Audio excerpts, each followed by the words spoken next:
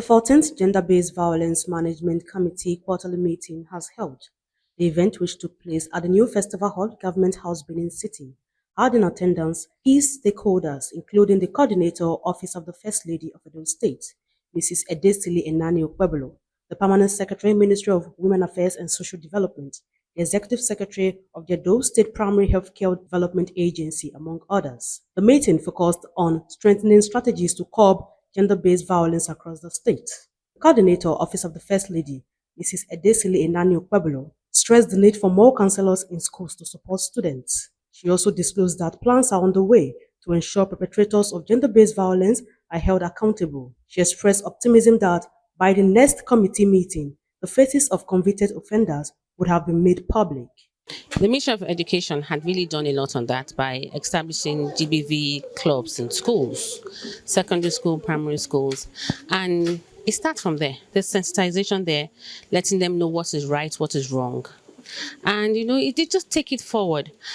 Another thing, as I've always said, is the family values. It's very important. We speak to the children, the first learning point is from the home. Our mothers, our fathers should also educate their children. And as I mentioned earlier, these people should be named and shamed. Once we're able to name them and shame them, we'll now have a reduction because everybody now knows who they are. So the take home is this. In schools, just as you said, we should have more clubs, have more counselors on ground. The teacher should also be able to identify. They call them the 3 R's. Identify who is being molested, speak to them, and then take them to the appropriate place for counseling.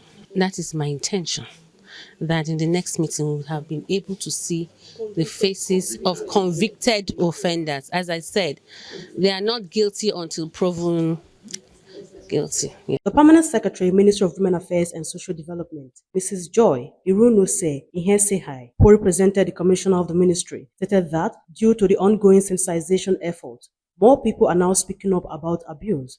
She issued a stern warning to perpetrators, urging them to desist, as anyone found guilty will face the full weight of the law. As we all know, the issue of gender-based violence cannot be overemphasized.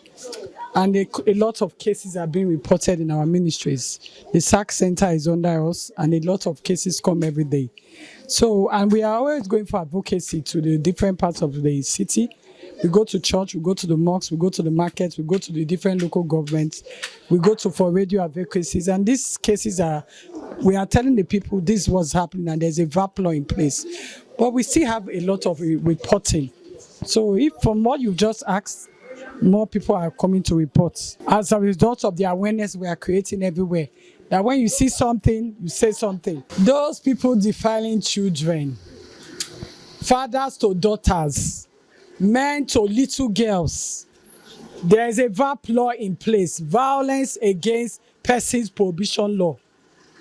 If you are caught, you will go to jail. The meeting reaffirmed the government's commitment to protecting victims and intensifying awareness and enforcement efforts across the states.